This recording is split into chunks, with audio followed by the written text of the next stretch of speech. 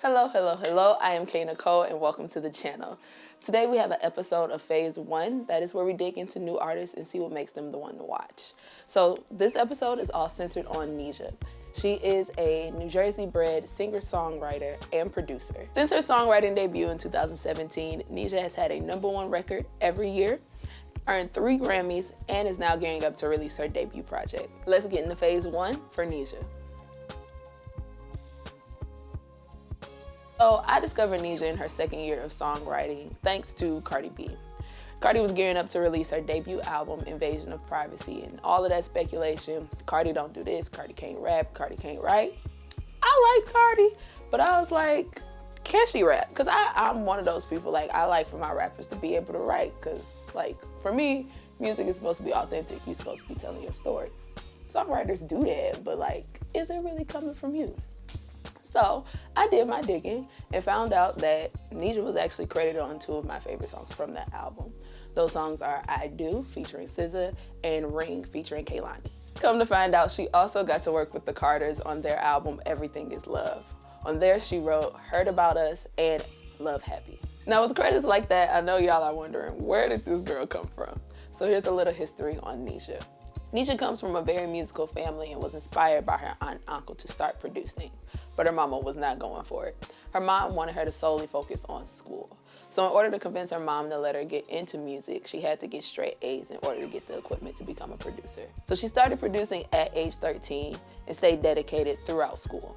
All of that hard work and dedication led to her getting a full ride scholarship to NYU to study music. While at NYU, Nija was trying to get a lot of her tracks heard by other artists and producers in the city, but it wasn't really working out.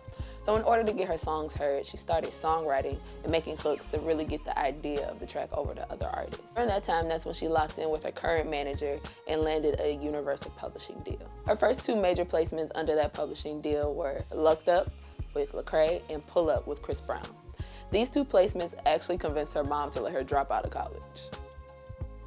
Since making that transition to being a full-time songwriter, Nija has written a ton of hits such as No Guidance by Chris Brown and Drake, Forgive Me by Chloe and Halle, Obvious by Ariana Grande, and Water by Beyonce.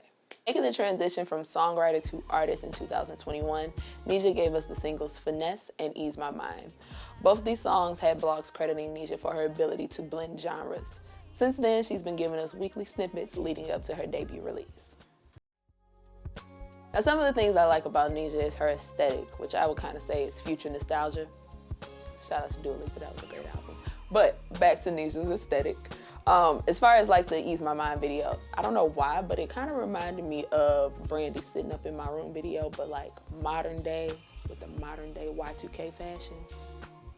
I don't know, that's the vibe I got from it. Now, one thing I really appreciate about Nija is her ability to separate her artistry from her career as a songwriter. I feel like she knows what she brings to the room as a songwriter, but also knows what to hold close for herself as an artist. I also don't see Nija succumbing to a lot of troubles that other songwriters that try to make the transition into just being an artist have. Some songwriters really struggle with their sound versus what they decide to give to other artists.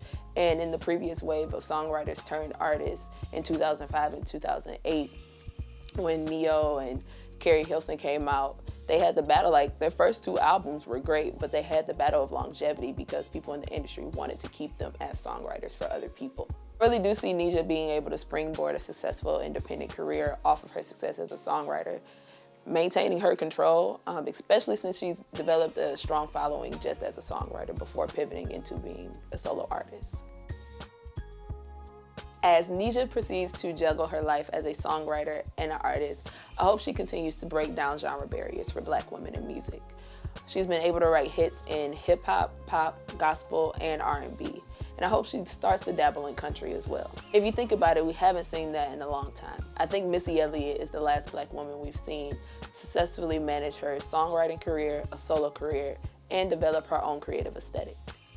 Nija has clearly come out of the gate swinging, and I'm really excited to see what her body of work sounds like from her. Y'all can check out some of my favorite songs that she's written, as well as her own music in the links below. Also, let me know if you're familiar with Nija, what some of your favorite tracks are. Now, y'all already know what to do here on this platform, but be sure to comment, like, and subscribe for more content like Phase 1. Also, Sound off in the comments with who y'all think Nija should collaborate with next. Be sure to hit that notification bell so you never miss a drop, and I'll catch y'all in the next video.